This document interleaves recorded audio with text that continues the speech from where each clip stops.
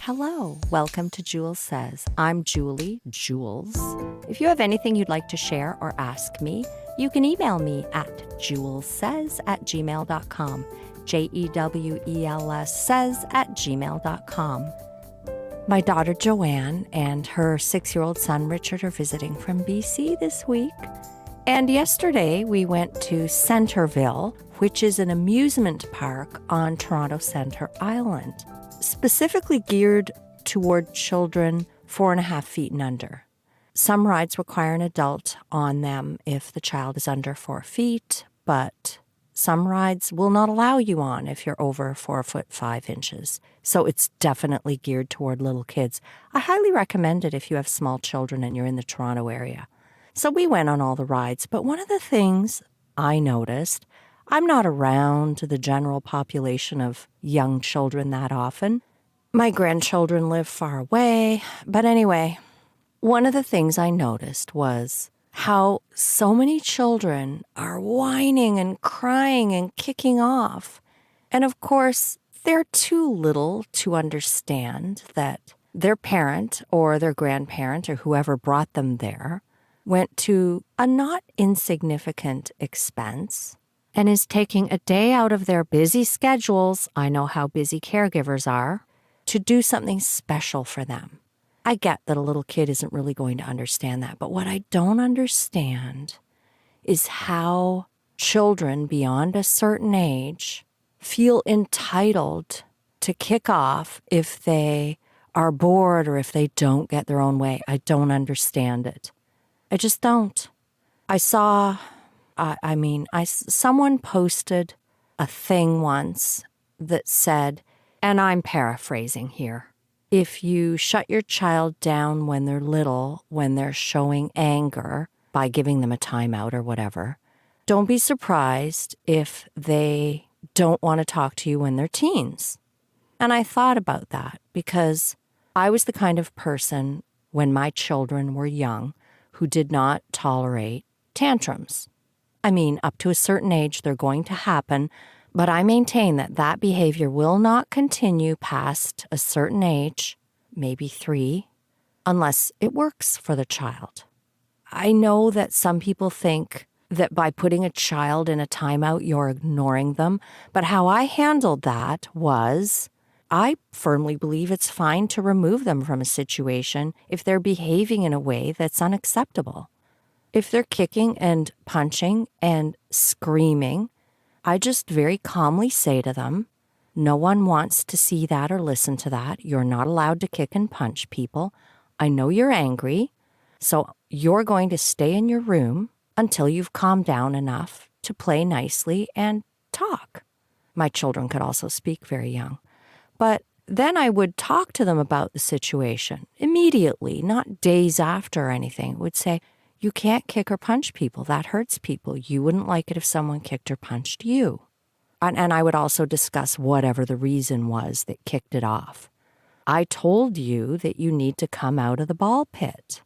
When you're little, I'm responsible for your well-being. And when I ask you to do something, you need to do it. You can tell me you don't want to, respectfully, and I'm happy to explain to a child why I'm making a decision that they may not like.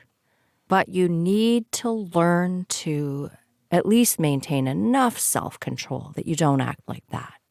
And I would also counter to that person who posted that if you allow a child to kick off and scream and punch and kick, or to express anger destructively, don't be surprised if your teenager just tells you to fuck off all the time.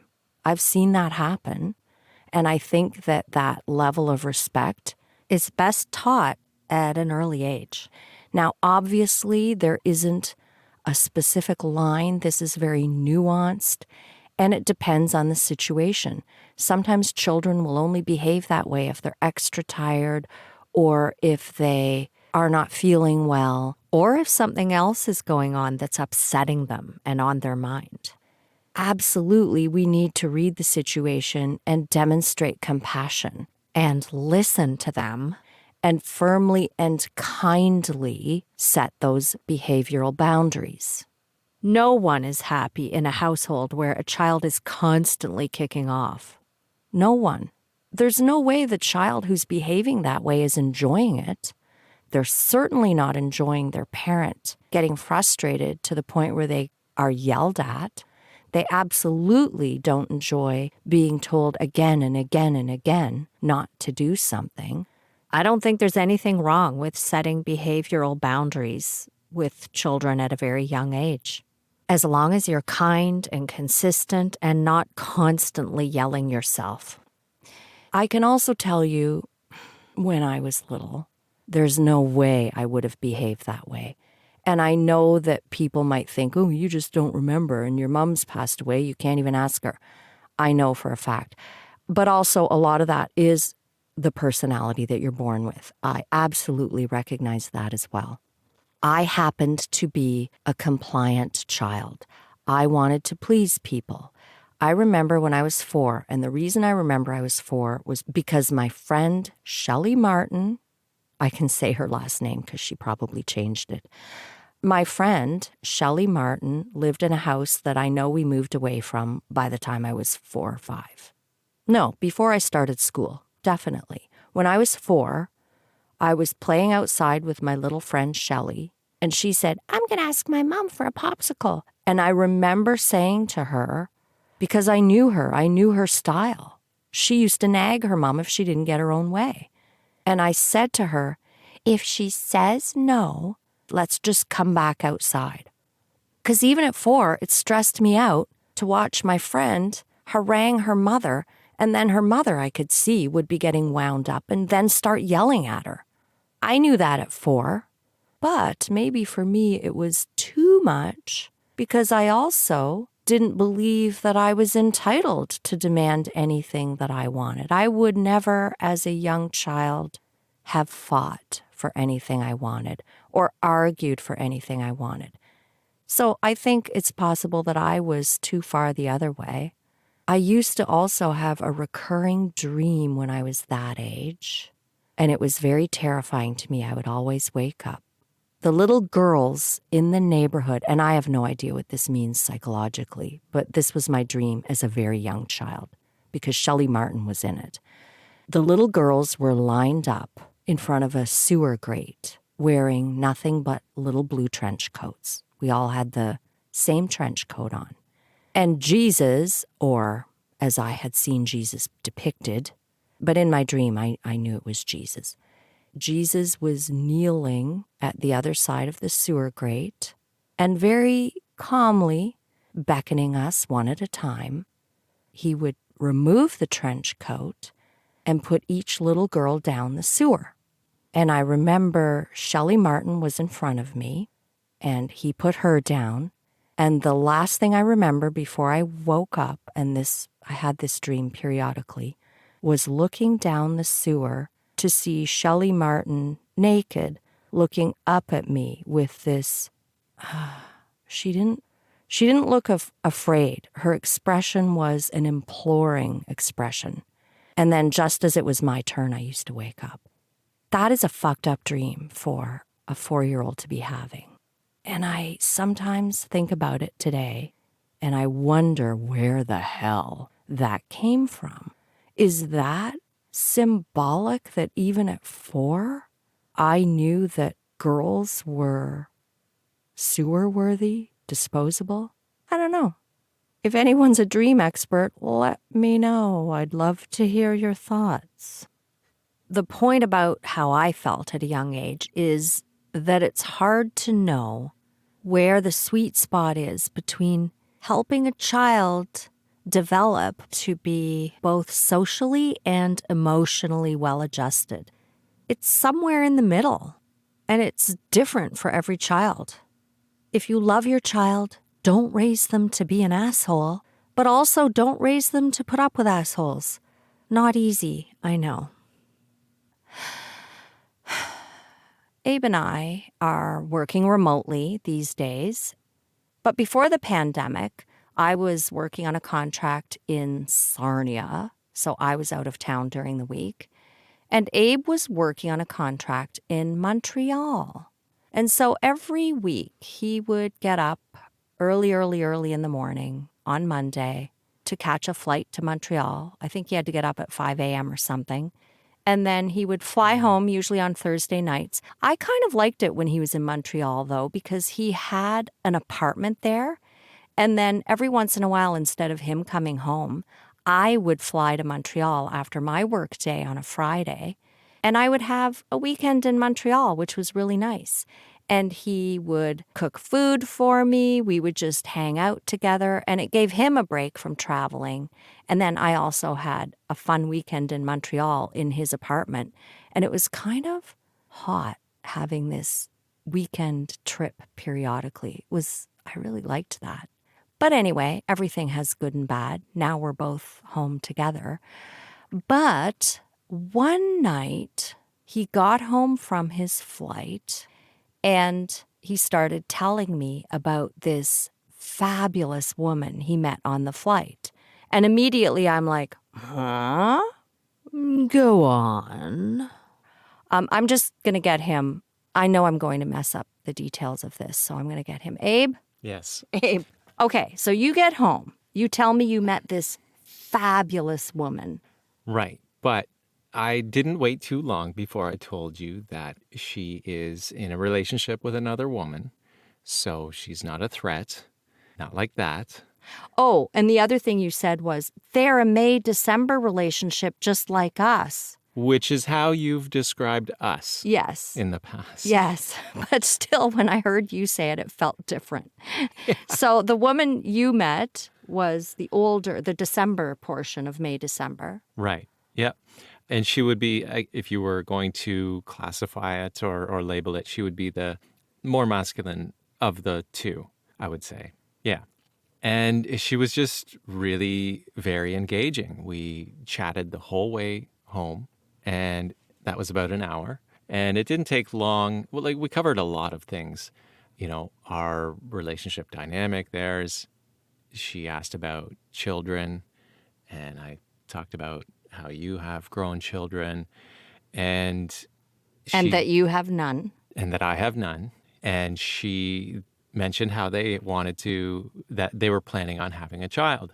Or her partner might go to school first to get her master's and then they might have a child.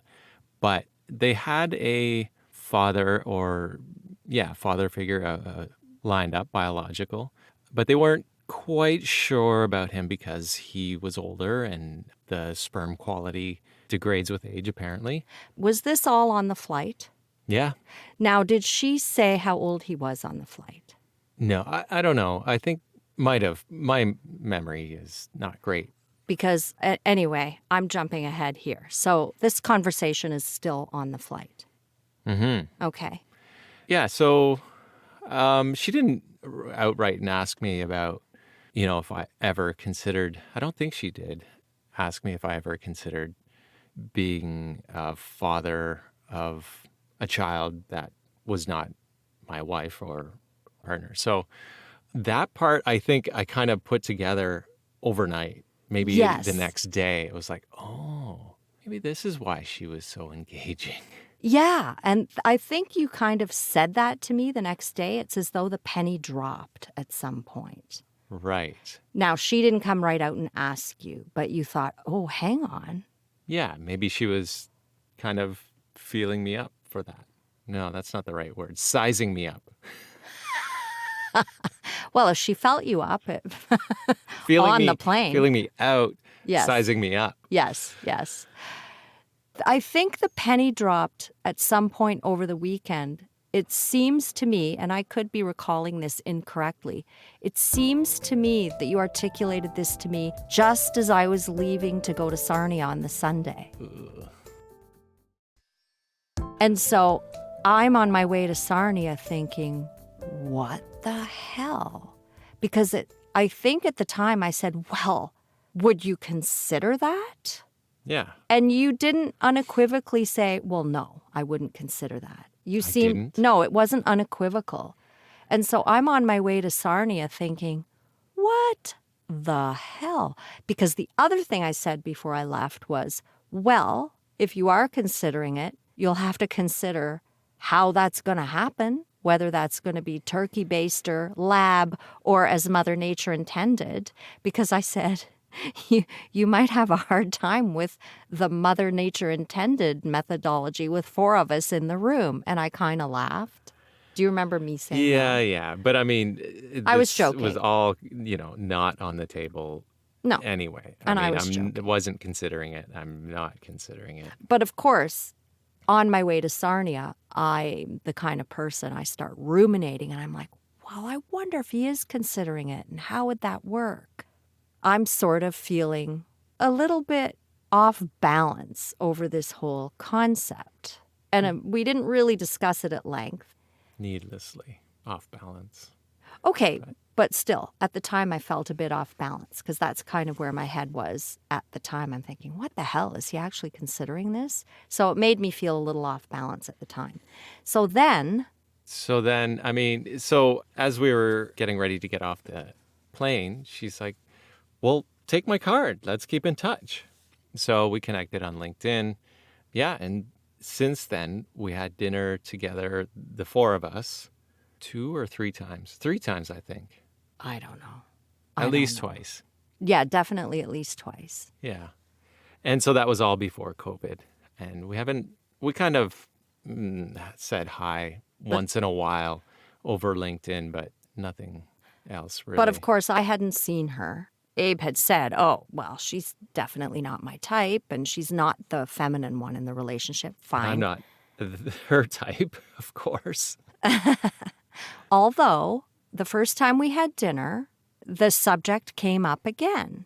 And that was when she said that the potential sperm donor, who was one of their friends and who was a gay man, was in his 50s, and they felt that they would prefer someone younger. And I'm like, oh, come on. Motility is maybe an issue in your 50s, but really, you don't have a hugely escalated probability of deformity at that age. The other thing they said was they didn't just want an anonymous donor. They wanted someone who would be an actively engaged co-parent. And, the other thing was there was no expectation of financial support. However, you can say that all you want, but there is a legal responsibility of financial support. And if someone tells you that they want you to be a father of their child with 0 expectation of financial support, believe that if you want, but know that legally they can always change their minds. And you will definitely be legally obligated to contribute to the financial support. But I would insist on it anyway. Well, If I got in that situation, which I wouldn't, because no, I I'm know, not but interested of in course it was an interesting. It was interesting because I think they never came right out and asked you. But when you and I talked about it, I didn't get the impression that you were unequivocally opposed to the idea. Because, of course, there are other considerations. It's hard enough to co-parent and raise a child with someone you love and that you live with because we all come from different backgrounds. There are things we are going to disagree on. There are things we are going to argue about. Well, yeah, that would be in this hypothetical world. Yes, we're that's talking not going to hypothetical. ever happen. No, but let's say that would be the hardest thing because it's hard enough for 2 people to get on the Yeah. same page about raising a child, and then again the teen years, like your friend. Well, I won't say their names, but they were best of friends and had the best marriage until the youngest turned, what, 15, 16? Yeah, 15 or 16. And they just did not agree on how to parent a 15, 16-year-old girl. And that just came out of left field for them. Yeah, she said they argued more in 2 weeks than they had in the previous 25 years of their marriage. Yeah. So that can be challenging. But of course, I'm not the kind of person to think of something and then just let it go. Because, of course, I start ruminating on all the hypotheticals, right? And one of the jokes that I made was, well, if you're going to do this, I need to be named as one of the fathers on that birth certificate. But, it was very funny. It was coincidental that maybe 2 or 3 weeks after this whole thing started, then there was this episode on CBC radio Yes. about exactly this situation. A man and a woman, they were each gay and they were best friends, and they decided to have a child together. And by the sounds of it, it all was working very well. And then they were talking about having a second child together. And there was a bit of a tricky discussion there because the man's partner wanted to be the father of the second child. So they did say that in the end, the original father would be the father of the second one, but that would be very tricky waters to navigate, I would think.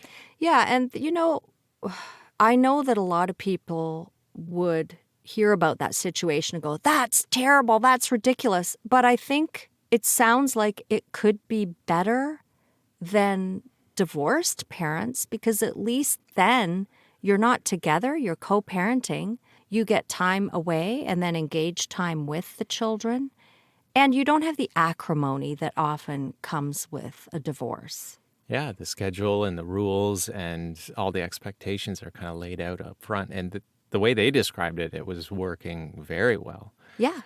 So, but there are divorced people who co-parenting works very well, and Oh. but others don't. So that's a bit of a crapshoot too. I think it. Yeah. I mean, yes, absolutely. There are many divorced parents who co-parent very well. And that's the way it should be, but it isn't always that way. At least you don't have the added layer of acrimony that some parents have. Mhm.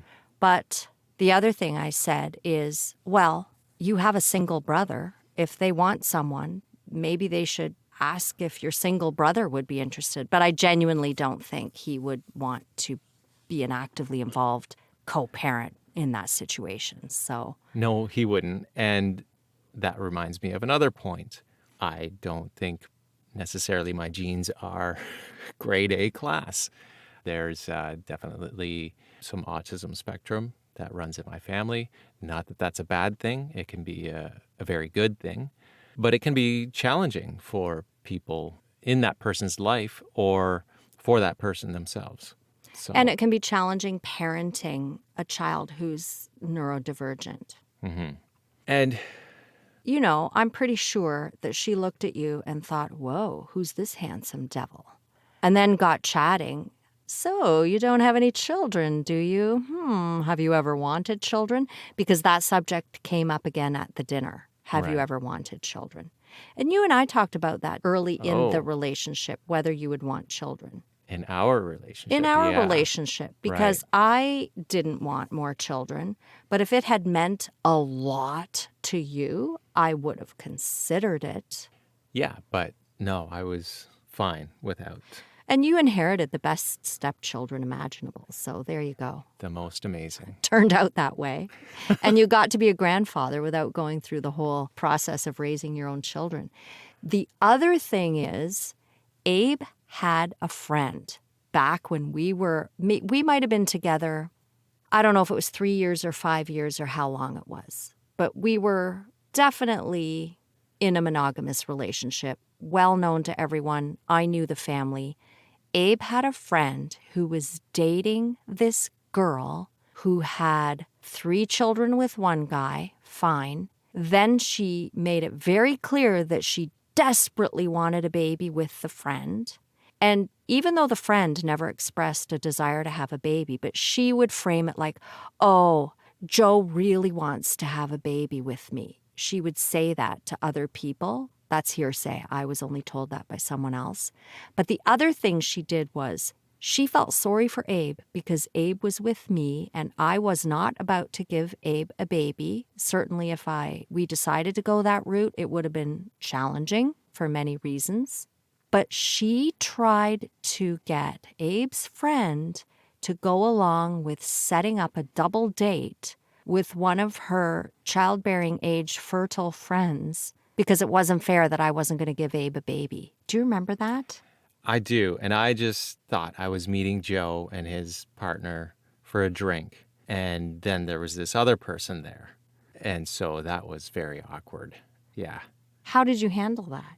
Like, did you just have Well, drinks and then leave, or? yeah, I had like 1 or 2 drinks, mostly focused on talking with Joe, and, did not, I was polite to the other person, and then excused myself as soon as appropriate. Was she overtly flirting with you or being a bit handsy or anything? No, Oh, she that's wasn't. good. Yeah. Was she trashy like this other woman? It was, She I, was, I couldn't have gauged it in that interaction. so it wasn't obvious. It wasn't obvious. Because it was no. obvious to me the first time I met this other woman, and I remember at the time thinking, I don't like her. Julie, don't be unfair. You have no reason to believe that. But my gut just told me that I didn't like her, and it turned out to be right. And every time that happens to me, I try to give people the benefit of the doubt, but my gut doesn't lie, Yeah. You're very intuitive. Well, have you ever felt that way about someone and then it turned out to be right? Or do you just not necessarily get that feeling? Because you didn't get that feeling from this girl. Yeah, I mean, there was such little interaction. So Was she hot at least? no. Oh, okay. Was she in your preferred age range? Oh, no. She wanted to set him up with a young childbearing age woman, so she wouldn't have been my age. I wasn't that old, though, at the time. I was early 40s. I still could have done it. Well, these are the trials and tribulations of a handsome man. I guess. A super handsome man who wasn't trained to decline advances very well. Did you realize that evening that that was supposed to be a setup? Yeah, pretty soon it became apparent, and that was awkward. Yeah. Did you ever say anything to your friend about going along with that? No. See, this is the other thing. You know what? If one of my friends tried to do this to me, I'd be like, what are you doing? Come on. You know I'm in a relationship. That's really unkind. You never even had the conversation. I think I might have known at the time. I'm not sure about the timeline of, me figuring out this person that Joe was dating, but definitely in hindsight, if I didn't already know at the time, that she was a massive bully and that it wouldn't have been in his nature and he would have pushed it back against it. But I'm sure she would have, he was bullied into that because that's not his nature. He wouldn't have done that. But the fact that he went along with it is a bit strange. But you think he was bullied into going along with it? Bullying and psychopathic screaming is very effective. Yes. But anyway, she's history. Well, she's alive. She's just history in Joe's life, so it doesn't matter to me. Mm-hmm. Well, thanks. It's been a pleasure, Julie. Thank you for having me on your podcast again. Well, thank you for joining us. I'm sure the friends are happy to hear your voice. Thank you for listening. If you have anything you'd like to share or ask me, you can email me at julessays@gmail.com. And the Facebook page for the podcast never went away, so you can comment on there too or check it out for pictures. Have a wonderful week.